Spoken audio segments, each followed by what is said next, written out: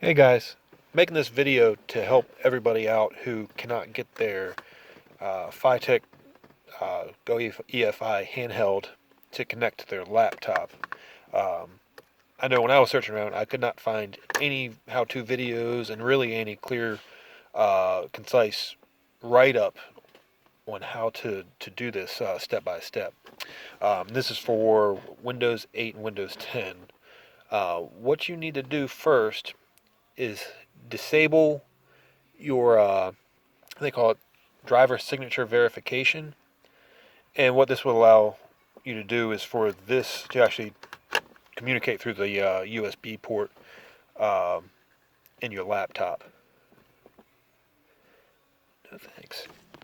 Okay, and what you're going to do, it's easy enough to just Google how to do it rather than me go through step by step. But basically, it wants you to hold the shift button while you reset or restart your computer.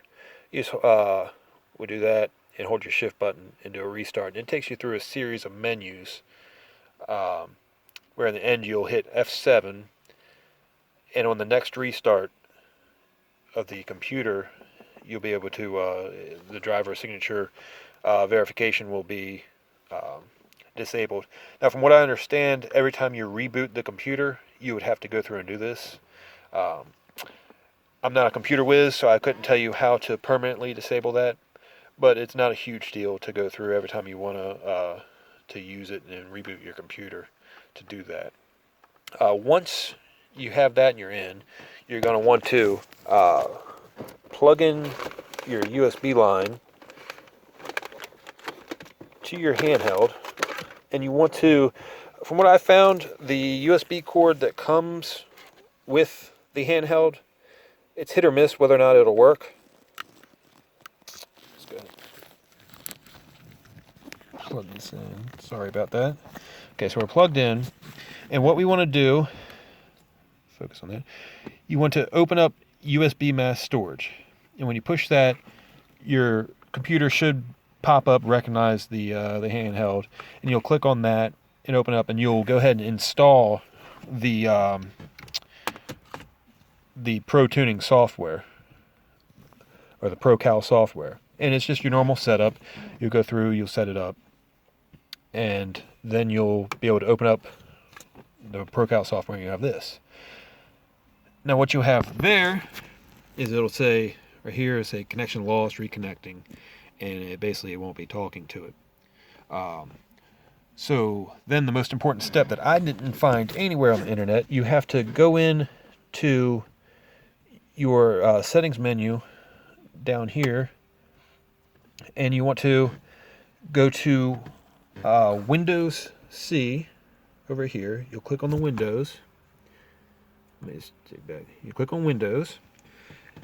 Then you go to Program Files x86, and you'll click on that.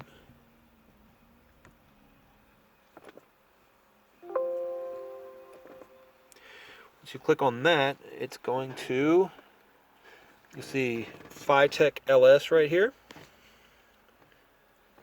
You click on that.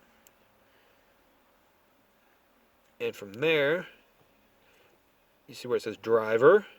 We're going to click on driver. And then it will say fitech K-line setup x64 and x86. If you click on one and your computer just doesn't have that feature, like if I was to click on 86, it would say cannot perform this, use x64. So then you click on x64. You do that, your computer will sit there and basically do the K-line setup. It takes a couple minutes. And then once you do that, you're in. So then we can exit out of that and go back to our handheld. And you might have to, I've noticed, might have to completely unhook this from the from your laptop so it'll reboot so you get back to the screen. Then we're going to go down and change to K-line adapter. So we're going to click that. Now we're in K-line adapter mode. And at this point we can hook up to the car. I'm going to set this camera down for just a second. Okay, at this point we're hooked up to the car, and we're going to go ahead and key on. And you notice already we say connected up here. Turn my air off. we're already connected up here, so we're good to go.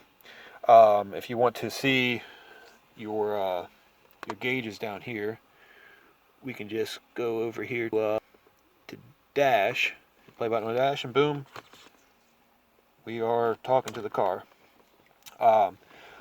What you want to do now, if you need to change some settings in your tune, you go over here to where it says read, and click on that, and now it's basically loading the tune from the ECU in the car and loading it into your laptop.